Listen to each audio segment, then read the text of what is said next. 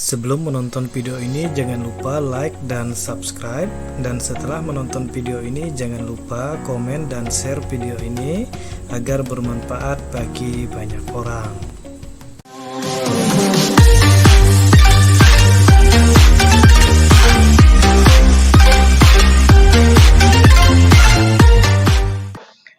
Di pertemuan kali ini kita akan membahas persamaan dan pertidaksamaan linear satu variabel yang memuat nilai mutlak.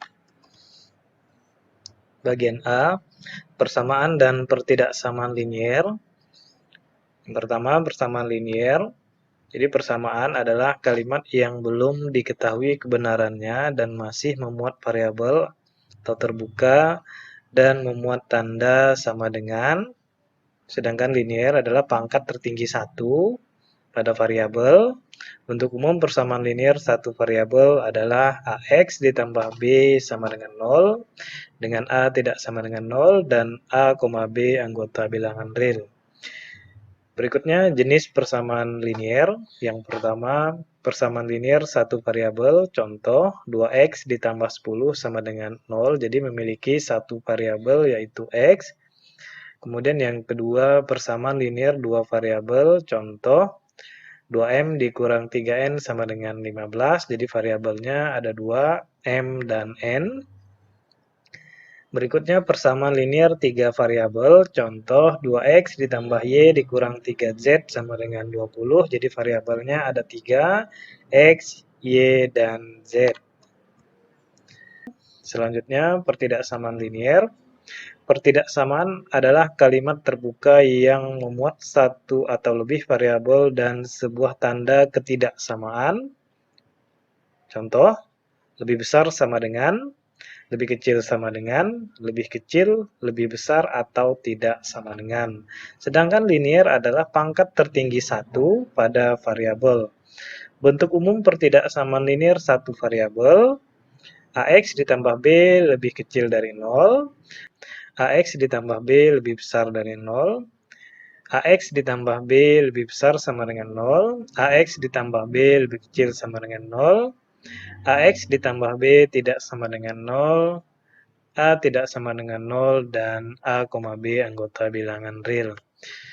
Jenis pertidaksamaan linear. Yang pertama, pertidaksamaan linear satu variabel. Contohnya 2x ditambah 10 lebih besar dari 0, jadi variabelnya x. Kemudian pertidaksamaan linear dua variabel. Contoh 2p lebih kecil sama dengan 3q ditambah 15. Variabelnya ada 2, p dan q. Pertidaksamaan linear 3 variabel, contoh 2x ditambah y dikurang 3z lebih kecil dari 20, variabelnya ada 3, yaitu x, y, dan z, dan seterusnya. Bentuk interval atau selang dari suatu pertidaksamaan. Di pertidaksamaan yang pertama, A lebih kecil dari x, lebih kecil dari b, jadi bentuk intervalnya seperti ini. Kemudian A lebih kecil sama dengan X, lebih kecil sama dengan B, bentuk intervalnya. Selanjutnya, A lebih kecil dari X, lebih kecil sama dengan B, jadi bentuk intervalnya. Kemudian, A lebih kecil sama dengan X, lebih kecil dari B, bentuk intervalnya. Kemudian, X lebih besar sama dengan A, bentuk intervalnya. Dan X lebih besar dari A, bentuk intervalnya. X lebih kecil dari B, bentuk intervalnya. X lebih kecil sama dengan A atau X lebih besar sama dengan B, jadi bentuk intervalnya.